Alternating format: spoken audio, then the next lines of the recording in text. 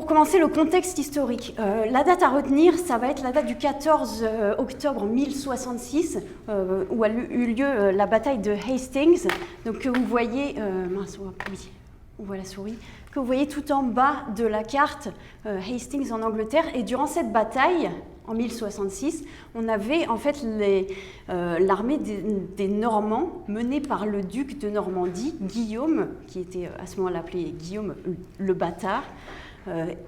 L'armée des Normands contre l'armée des Anglo-Saxons qui était menée par Harold II, qui était le roi anglo-saxon à cette époque-là. Et donc, juste avant cette bataille, à peu près 3 semaines avant, l'armée des Anglo-Saxons se trouvait tout en haut à Stamford Bridge. Et ils ont repoussé les Danois qui étaient menés par le roi de Norvège. Et donc ensuite, ils sont redescendus jusqu'à Hastings pour affronter les Normands. On peut comprendre qu'ils étaient épuisés et ils ont finalement perdu cette bataille. Donc les Normands ont gagné. Guillaume, qui est devenu Guillaume le Conquérant, est devenu roi d'Angleterre, a accédé au trône d'Angleterre. C'est devenu donc le premier roi d'Angleterre qui parlait le français. Il a emménagé à la cour d'Angleterre avec ses chevaliers, c'est à peu près 5000 chevaliers, leurs familles et des milliers d'immigrants venus de France, principalement de Normandie, qui se sont installés en Angleterre. Et donc, dans ce contexte linguistique, on se retrouve avec une noblesse qui parle normand, un clergé qui parle latin, mais aussi normand parce que des membres du clergé ont immigré également à ce moment-là. Et donc, entre la fin du XIe et le début du XIIe siècle, le normand va s'installer dans le domaine de la justice, de la royauté, de la religion, de l'éducation et des arts. Et pendant ce temps-là, on a le peuple qui parle encore le vieil anglais. Et donc, c'est par le contact entre cette noblesse, cette élite normande et ce peuple anglo-saxon qu'on va avoir la naissance du moyen anglais et qui est en fait l'ancêtre de l'anglais contemporain. Donc une petite chronologie du trône d'Angleterre. On avait Édouard le Confesseur qui était le dernier roi de Wessex, donc, qui est décédé au début de l'année 1066. Et donc l'autre roi, Harold II, dont je vous parlais, qui a perdu la bataille de Hastings, en fait il n'a régné que quelques mois. Il a pris la suite d'Édouard le Confesseur et ensuite il a été vaincu par Guillaume le Conquérant. Oups, il y a un petit souci d'affichage de ce diapo malheureusement. Donc on a Guillaume le Conquérant, duc de Normandie, qui a introduit donc, la dynastie des Normands, et les Normands vont rester au trône d'Angleterre jusqu'en 1154. Ensuite, il va y avoir un passage où ça va être la maison Plantagenet, encore des Français de la région d'Angers, avec Henri II Plantagenet, le premier. Et enfin, tout ça se terminera à la fin du XIVe siècle, en 1399, quand on aura l'accession au pouvoir de Henri IV de la dynastie Lancaster, qui sera donc le premier roi d'Angleterre qui parle l'anglais, qui parle le moyen anglais depuis plus de 300 ans. Quelques petites définitions pour être au clair avec ce dont je parle en termes de langue. Donc quand je parle du normand, encore un petit problème d'affichage de mon PowerPoint, je suis désolée. Quand je parle du normand, je parle du vieux normand, et donc c'est la variété de langue d'Oïl qui était parlée dans la région Normandie entre le 9e et le 15e siècle. Donc c'est une variété de vieux français parlé en Normandie, avec ses spécificités. Quand je parle de vieil anglais, je parle de la langue non unifiée qui était parlée par les anglo-saxons qui habitaient en Grande-Bretagne. Donc c'était même pas encore unifié à ce moment-là, il y avait un peu de celte, il y avait d'autres choses.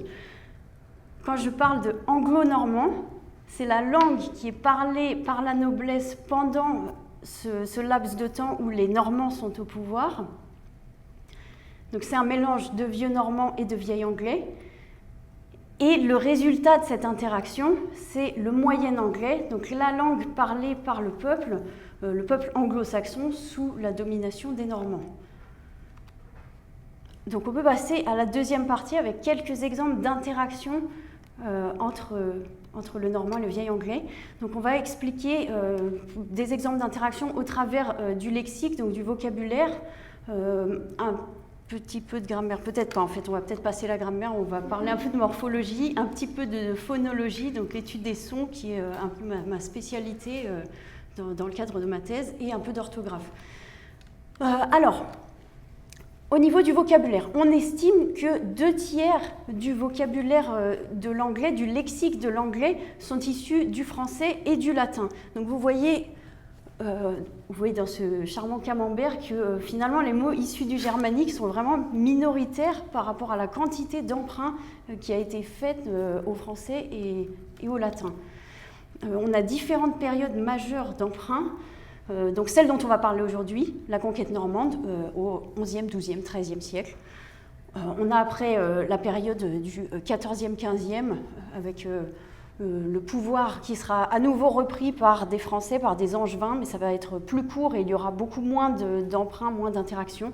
Et ensuite, à la période de la Renaissance, où on aura le français qui sera considéré comme langue vraiment très très noble, et on va à ce moment-là réemprunter à nouveau d'autres mots. Mais donc nous, on se concentre aujourd'hui sur la période 11e, 12e, 13e, la conquête normande. Alors, quelques emprunts directs à l'anglo-normand dès le XIIe siècle. Donc les mots que vous voyez ici, mots du vocabulaire de la justice, je vous laisse le temps de les regarder. Donc ça, c'est des mots qui ont été directement empruntés aux Normands au XIIe siècle et qui sont maintenant parfaitement courants en anglais contemporain. Attorney, rule, economy, des mots aussi dans le domaine de la royauté, de la gouvernance. Les mots qui concernent le domaine de l'éducation et des arts, mais aussi dans le domaine de la religion.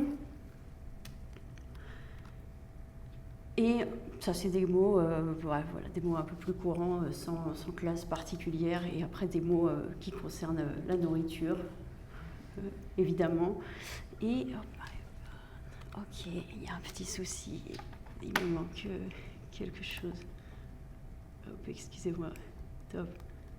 Il me manque aussi des mots comme grocery, remember, privacy, decimal, des mots qui n'existent même plus en français contemporain, mais qui sont bel et bien issus du français et qui ont été empruntés à cette époque-là. Ok, bon. On a aussi donc, cette différenciation dont je vous parlais au tout début entre les mots qu'on utilise pour parler des animaux qu'on élève et les mots qu'on utilise pour parler des animaux quand on les mange, quand ils sont dans l'assiette. Donc cette distinction entre pig et pork, entre cow et beef, sheep and mutton, calf et veal, chicken and poultry. Tout ça, c'est quelque chose qui est arrivé, c'est des mots qui ont été empruntés à l'époque où les Normands étaient au pouvoir en Angleterre. Et je vous ai montré beaucoup de mots du lexique, mais en fait, c'est vraiment, comme vous l'avez vu, une toute petite partie des mots qui ont été empruntés. Il y en a vraiment une quantité énorme. On passe un petit peu ceci.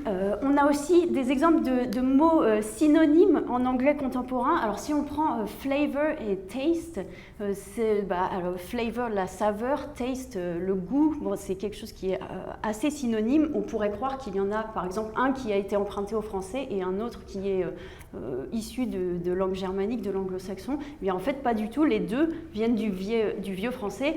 Flavor, flour, et taste, tasté, qu'on utilise aujourd'hui sous la forme tâter et qui a complètement changé de sens.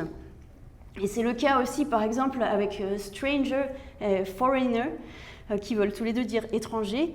Eh bien, les deux sont également issus du vieux français. Donc le premier étranger, et le deuxième, un peu plus particulier, qui est issu du mot forain, en latin foreanus, qui signifiait en fait ceux qui étaient hors des murs, ceux qui ne faisaient pas partie de la ville. Le vieil anglais, c'était une langue qu'on appelle synthétique ou fusionnelle, où on a donc des morphèmes libres de leur position dans la phrase parce qu'ils sont définis par ce qu'on appelle des cas grammaticaux. Alors les cas, on retrouve ça pour ceux qui parlent allemand ou ceux qui ont fait un peu de latin. Il y en avait en latin des cas qui permettent de faire en sorte qu'on n'est pas obligé de respecter un ordre strict des mots dans la phrase parce que le cas va nous indiquer ce que représente le mot. Mais à cause de l'interaction avec le normand, on va passer au moyen anglais à une langue analytique avec un ordre des mots beaucoup plus strict. On a aussi le cas du pluriel. En vieil anglais, on pouvait marquer le pluriel avec un S final, mais on pouvait aussi utiliser toutes sortes d'autres suffixes, comme EN, qu'on retrouve en allemand, et aussi dans des formations comme ox, oxen, donc un bœuf, des bœufs, ou brother, brethren, les frères dans le sens monastique. Et donc ça, c'était une marque possible du pluriel qui existait en vieil anglais, et on suppose, c'est pas absolument sûr, mais on suppose que l'interaction avec le français, avec le normand, où le pluriel était marqué uniquement par un S, a favorisé l'élimination des autres formes de pluriel au profit du S, qui est maintenant le marqueur principal de pluriel en anglais contemporain. Donc je vais vous donner quelques exemples d'interactions phonologiques entre le vieil anglais et le normand. Si on prend des mots que vous connaissez bien, comme castle, qui a donné en français château, cark, qui a donné charge, chargé, cart, le char, cat, le chat. En fait, tous ces mots ont été empruntés à l'époque de la conquête normande, à l'époque des Normands, et sont témoins en fait, ils sont restés figés dans la forme dans laquelle ils ont été empruntés à l'époque, c'est-à-dire qu'à l'époque, on parlait du castel en français, et ensuite on a eu un phénomène phonologique où le que est devenu un che, et donc c'est pour ça qu'on dit maintenant un château, un chat, un chaudron et pas un cauldron, un chameau et pas un camel, une chandelle et pas une candle, un charpentier et pas un carpenter.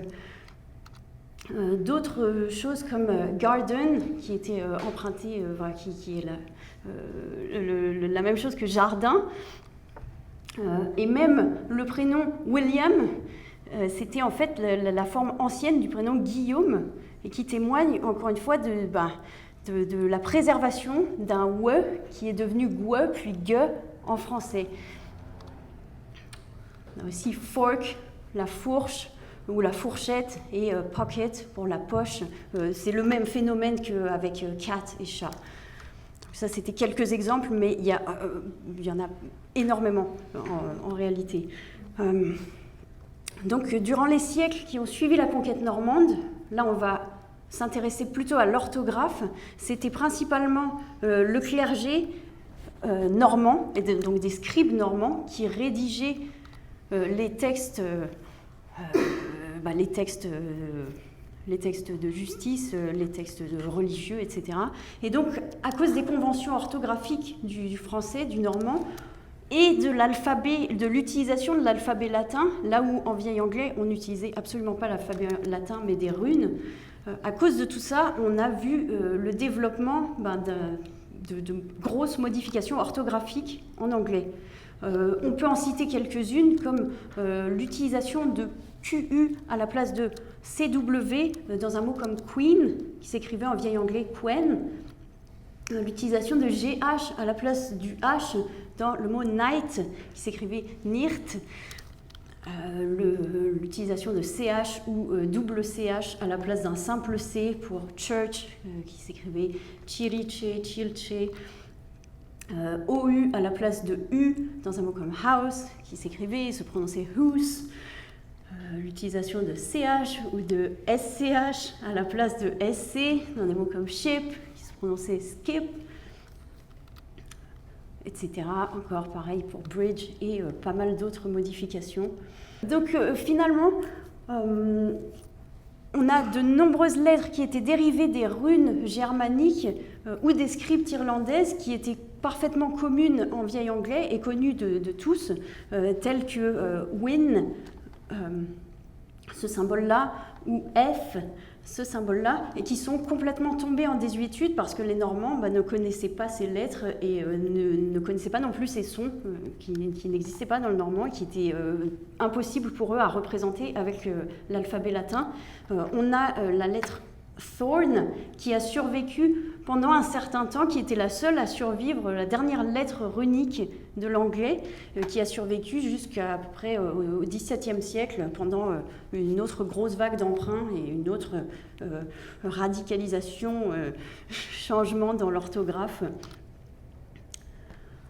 Ok, donc après tous ces exemples d'interaction, on va passer à une courte partie où on va voir des traces de l'anglo-normand qui subsistent dans la littérature. Donc il est fort possible que vous connaissiez la chanson de Roland, qui est considérée comme la première grande œuvre de littérature française. Eh bien en réalité, le plus ancien manuscrit de cette œuvre, qui a été retrouvé à Oxford, était écrit en anglo-normand. Il est daté de fin 11e, début 12e, donc pile la période de la conquête normande. Et on a beaucoup d'autres poètes français ou normands qui ont écrit en anglo-normand au XIIe siècle, notamment Benoît de Sainte-Maure, dont on a parlé très brièvement hier dans la toute première présentation. Et moi, je vais prendre un instant pour vous parler d'une poétesse qui s'appelait, enfin, qu'on suppose s'appelait Marie de France, qui écrivait au XIIe siècle. Donc elle était une des premières poétesses à écrire en anglo-normand. Et on suppose qu'elle était française, voire normande, on n'est pas tout à fait sûr, et elle vivait apparemment donc à la cour d'Angleterre à l'époque de Henri II Plantagenet et Aliénor d'Aquitaine, dont on a aussi parlé un peu dans la toute première présentation d'hier. Et donc Marie de France, elle écrivait des laits. C'est pareil dans le deuxième court-métrage qu'on a vu hier, le Bisclavré, c'est un lait de Marie de France. Enfin, en fait, c'était un lait breton que Marie de France a traduit en anglo-normand. Donc les laits, c'était des histoires courtes, les ancêtres des fables. Souvent, ici, c'était plutôt des histoires d'amour courtois avec une morale à la fin, comme on l'a vu dans le Bisclavré hier. Et des histoires qui ont énormément inspiré Jean de La Fontaine. Mais Jean de La Fontaine, c'était plus de 500 ans plus tard. Donc c'est voir l'influence de finalement cette petite femme sur la littérature française. Un petit extrait dans le texte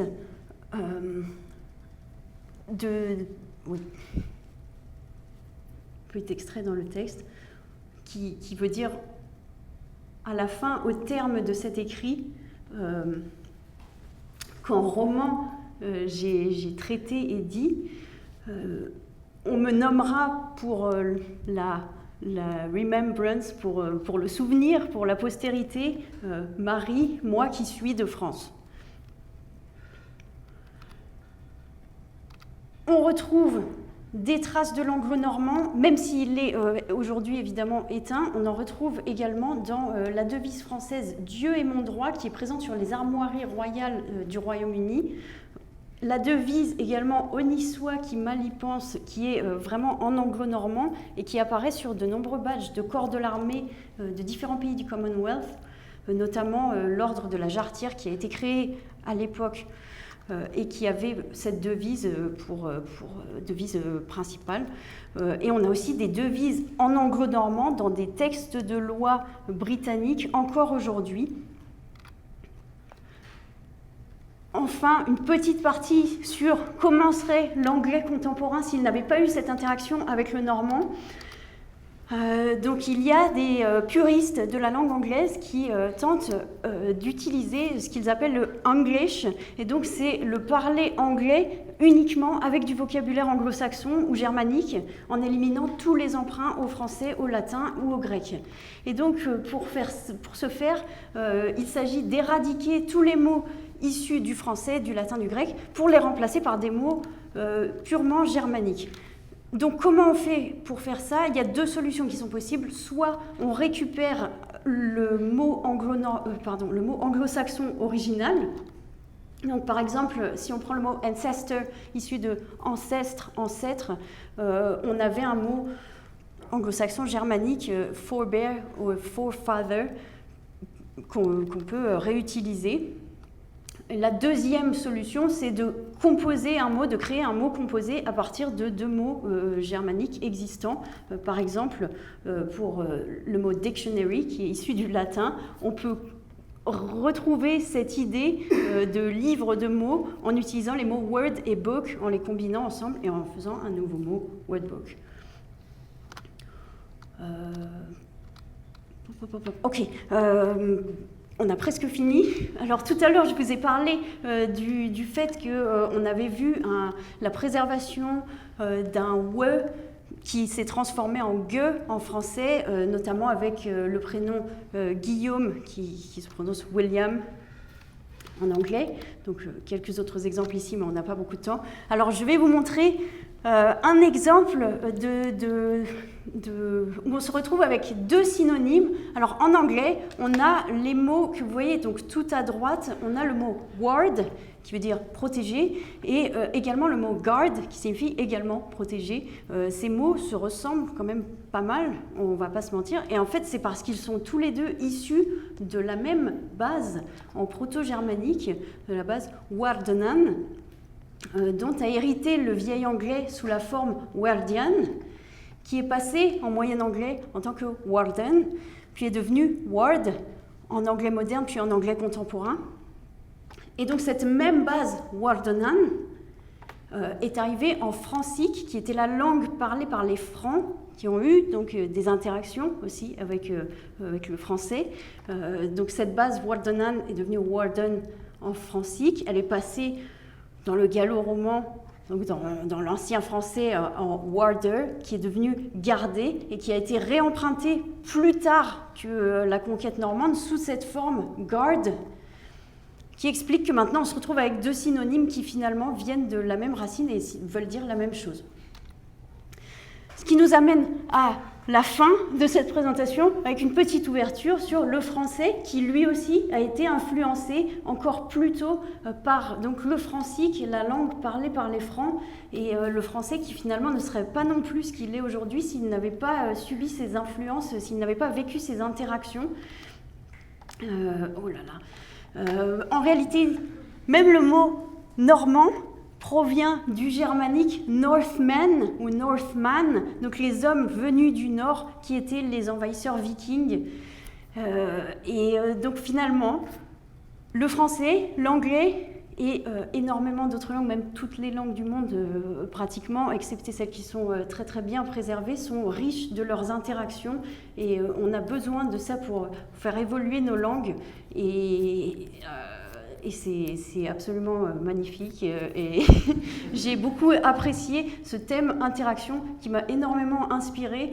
Je remercie le financement ANR qui me permet de faire ma thèse et d'avoir mon contrat doctoral. Je remercie les organisateurs de d'Octovergne, les organisateurs de cette journée, de ces deux journées, qui étaient vraiment absolument parfaite. Et je vous remercie, vous tous, d'être ici, d'être restés et de m'avoir écouté jusqu'au bout. Merci beaucoup. Et voilà, c'est terminé.